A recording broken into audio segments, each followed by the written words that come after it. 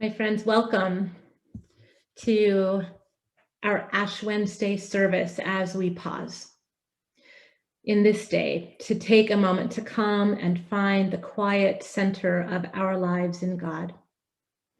To all our friends in Christ, God is love all the time and all the time. God is love. So if you received the bulletin in your email earlier today, I invited you to bring a candle and some soil or fresh earth, or if you burnt something, to provide ash, whatever it is, to bring to your worship space. And if you haven't brought anything to your worship space, we will be marked together and claimed by God, and it is the act of marking ourselves this day instead of being marked by someone during a worship service in person that is symbolic of who we are in God. Our worship theme for Lent this year is based on a book by Eric Elnes, Gifts of the Dark Wood, 7 Blessings for Soulful Skeptics and Other Wanderers. So you could put yourself in the camp of a soulful skeptic, or perhaps another wanderer. This series invites us on a Lenten journey into those times in our lives when we might feel disillusioned, afraid, or lost, inviting us to explore how God's presence remains with us, providing opportunities for new growth and transformation. During the season of Lent, we will explore what it means to be in the dark woods. And you can see clearly that I am surrounded by the dark woods, thanks to Nancy Moffat, our parliamentarian, who helped deck out my worship space at home.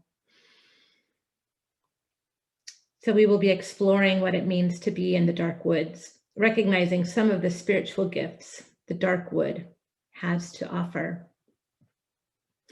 We sometimes, or dare I say, often choose to avoid the darkness, avoid being lost or uncertain. Yet there's a path.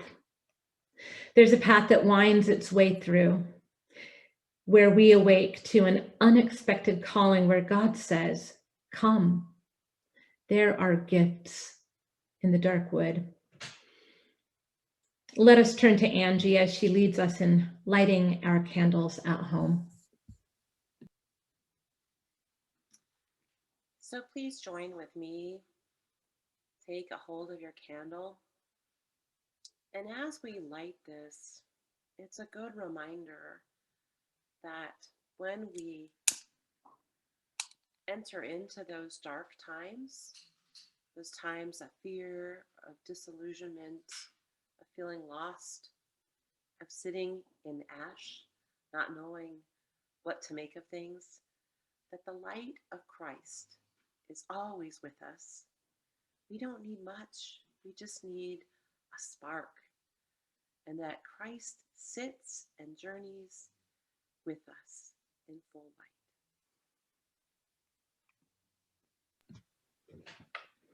light. Lent is a season when some of the faithful consider what to give up. We've all given up quite a bit this past year in the wilderness of the pandemic, which began in the season of Lent. We've come around full cycle to this liturgical season of Lent again. So instead of giving something up, you could consider taking on a new spiritual practice. Our prayer for this evening, written by Christine Walters-Paintner, offers several opportunities for both fasting and trusting. Today is the beginning of Lent. We are called to a holy fast and to contemplate the mystery of our faith as we are marked with ashes of mortality and turn toward God. I am called to fast from being strong, always trying to hold it all together, and instead embrace the profound grace that comes through my vulnerability and tenderness to allow a great softening this season. I am called to fast from anxiety and the endless torrent of thoughts which rise up in my mind to paralyze me with fear of the future, and enter into the radical trust in the abundance at the heart of things rather than scarcity. I am called to fast from certainty and trust in the great mystery of things. I am called to fast from speed and rushing through my life, causing me to miss the grace shimmering right here in this holy pause. Instead, I will enter into the quiet and listen for what is unfolding, what is ready to be born.